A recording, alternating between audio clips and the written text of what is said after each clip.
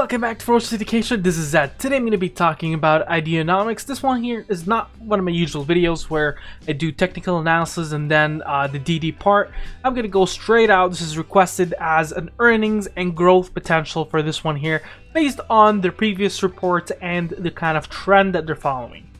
I'm going to also address one recent SEC filing that is bullish. I'm going to throw that in there as well, but it's going to be a little bit of a lighter video. Let's jump right into it. So, Ideanomics. I've made a recent video. If you would like to watch it from the weekend, you'll find it in the description below. Let's start into the presentation. This was today, November 9th. It was submitted today, and we're looking at insight into their quarters. So, quarter 1, 13 vehicle deliveries. Quarter 2, 97. Quarter 3, 626. Now, I've already gone through the tree electric, and then the solid track, and all that kind of details in my last video. But what we're going to look at is straight on financial review. Really nice futuristic kind of colors here. Taking a quick look, revenue growth each quarter for 3 sequential quarters are provided here. I'm going to go through my own as well afterwards. After this one, revenues up to 2.3 times compared to quarter 2 in 2020 and 3.4 times compared to quarter 3 2019. They also reduced $1.6 million in annual operating costs in an active M&A investment pipeline. Now, the main thing is from quarter 3, quarter 2, quarter 3 2019, so we're going to go back and forth. Quarter 1 is not highlighted because of different reasons, including their different operations movements, but 3.1 to 4.7 to 10.6, 0.11 to 0.15 to 0.03, but keep in mind there's dilutions that happen here. So we're going to look at net revenues right after this one. Net cash that they currently have year to year is around 222 million net negative compared to 8.7 million, so that doesn't really look good, but I'm going to go through all that in a second. Their earnings summary and the highlights is that the quarter marked the highest revenues from the MEG since the buses commenced operation. Extensions of the MEG's product and services to provide additional revenue streams, more value to customers, and strengthen our long-term relationship. Continued operating cost discipline, saving $1.6 million annually, and an active M&A pipeline that meets our investment criteria. So let's take a bite into the earnings, okay?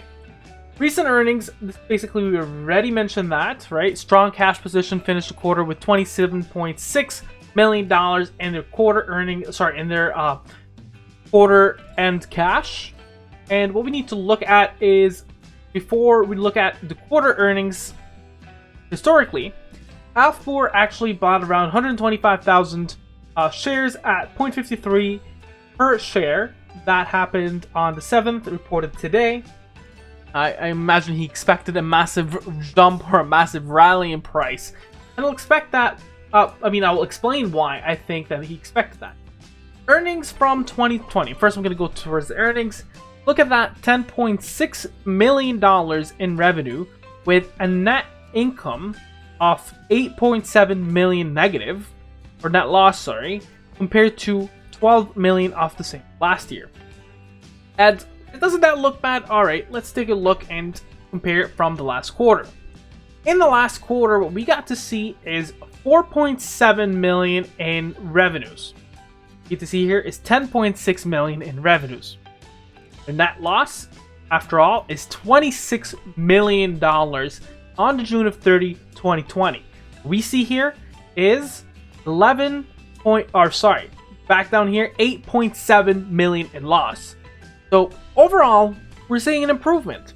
See, the reason why I don't go with EPS is because it also gets affected by the amount of shares they offer.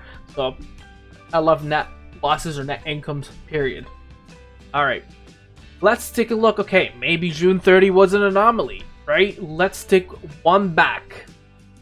Alright, right here, 378,000. A lot worse. The net loss, 12.6 million. Compared to what we have, 8.7 million. Okay, so far, best quarter. Let's check it. Let's take a bite into September 30, 2019. Do we really need to go towards the net loss, even though their revenue was high? But look at that loss. their net loss was $12.3 billion. So I can say, for the last quarters, for the last 3 quarter filings, this is the best IDEX quarter they ever had. In the last year, or last 365 days, last 52 weeks. So let's take a quick look into their cash, okay? They got $36.4 million in cash equivalents, so even with their net loss sorry, 36.7 million, so that kind of compares to 27.6 million currently. And even with their net loss, they still have time to cover that. And, they don't need an offering or they need to be rescued for the next few quarters. They actually do have liquidity when it comes to this.